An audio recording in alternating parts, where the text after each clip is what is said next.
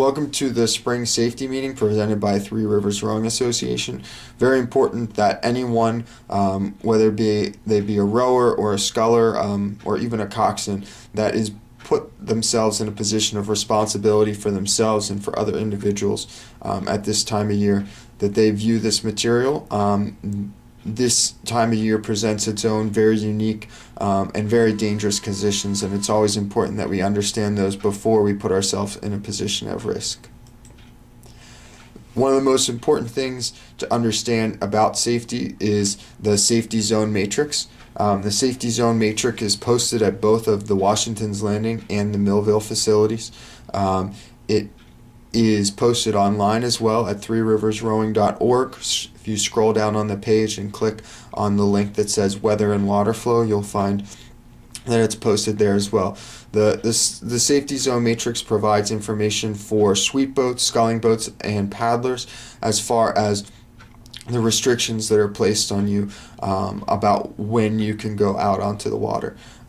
Just because you may see on the matrix that you're able to launch and go out and row or paddle does not mean that it's always necessarily the best decision. Never put yourself or anyone in a potentially dangerous position. Always use common sense. The safety zone matrix is based on two factors, the first being the flow, or the current of the river, and the second being the temperature of the water. During the springtime season, the flow will fluctuate pretty consistently throughout the coming months. However, the water temperature will remain extremely cold for a long time and won't really warm up until close to the end of May or June. So that's always something to keep an eye on. When you're going out there, when looking at the flow and the water temperature, it's always important to understand that you must move to the furthest right of the most restrictive zone, meaning if the water temperature is extremely cold but the flow is extremely low, you must move all the way to the right to whatever that water temperature is. If you're going out in daylight conditions, you may move one zone to the left. That doesn't mean that you shouldn't continue to practice safe procedure. Always understand what you're getting yourself into and how a proper rescue should be made. It's always important when launching and looking at flow and water temperature to understand what the trends are. If the flow is on its way back up or if it's coming back down, understanding how that can change dramatically in just the course of several hours is very important. Pre-water necessities. Understanding the weather predicted for your practice time is something that you should always keep in mind. Understand when rain, snow, fog, those types of things are coming in. If there's going to be a lot of traffic out there on the river for an event, understanding that is important as well. Know that even if you have the slightest doubt, it's always better to make the safe and responsible decision. Don't put yourself, your team, at risk by trying to push the envelope. One thing that we highly recommend is that you view the U.S. rowing safety video at least twice per year, once before the fall and once before the spring season. The U.S. rowing safety video provides a myriad of information in regard to how to respond in the event of a needed rescue, how to respond to hypothermia, and so on. So make sure that is viewed by not only yourself and your coxswains, but also the rowers as well. And finally, make sure that before you launch, you take the opportunity to sign out in the crew log. For sweep rowers at Washington's Landing, it's located on the side of the boathouse, just to the right of all the college bays. At Millville, for sweep rowers, it's located on the outside of the boat shed.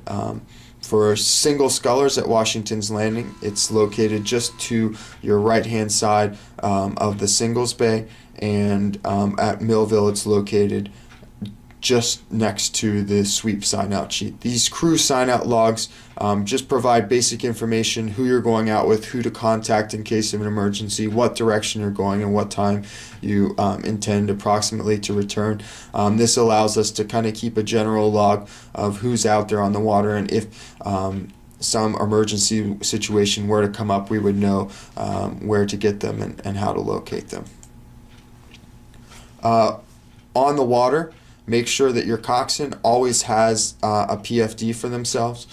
In the event of an emergency, it can be very, very important that they have that, as they do not have an oar potentially to use to stay afloat. Paddlers should always wear a PFD in those types of conditions as well.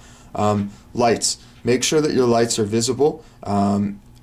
Make sure that they can be visible from a far distance. If your lights aren't visible, they're not going to be very helpful. You should always have a steady white bow light and a blinking white stern light. It's important that those lights for both scullers and for sweep rowers are affixed directly to the shell. They cannot be affixed to the person. They must be affixed directly to the shell. You can have additional lights affixed to yourself, to the coxswain, and so on, but it's important to have those affixed directly to the shell.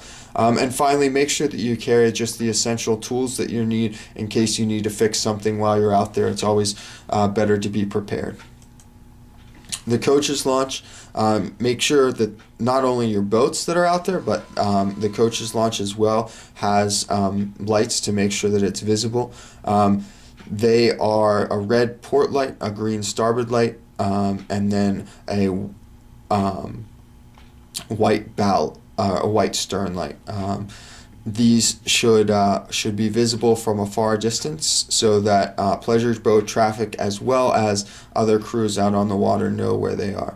The dragon boats have the same color scheme as coaching launches would for lights.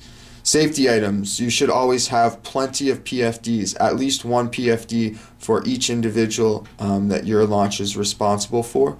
And always keep in mind that in the event of an emergency, would you have room in your boat to make a rescue?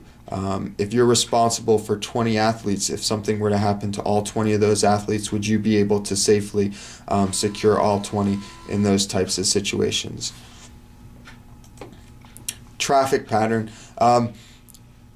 In the event that you're doing a race piece in the channel, you must always make sure that the channel is completely clear and yield right away. Oftentimes, the channel can be a very crowded place, and you can put you and your crew in a potentially dangerous situation by having them do power pieces. They must be done downstream of the 31st Street Bridge. Always keep that in mind. Boats without coxswains always have the right of way over boats with coxswains. Always, the best general rule is to be cautious and courteous to everyone out there. Everyone is trying to get out quickly and get practices in, but if we all work together, I think it's pretty easy to make that happen. Control the wake of coaching launches at all times, especially when around boats and when exiting the channel as the river comes down to the point exiting just above the Millville docks. The coaching launch wake has a tendency to sit there and can actually become extremely dangerous if it's not controlled exiting. At all times in the channel, make sure you keep to the right hand side, whether you need to enter the channel from the top, the upstream side in an emergency situation, or you're coming in the bottom. Always maintain to the right side of the channel.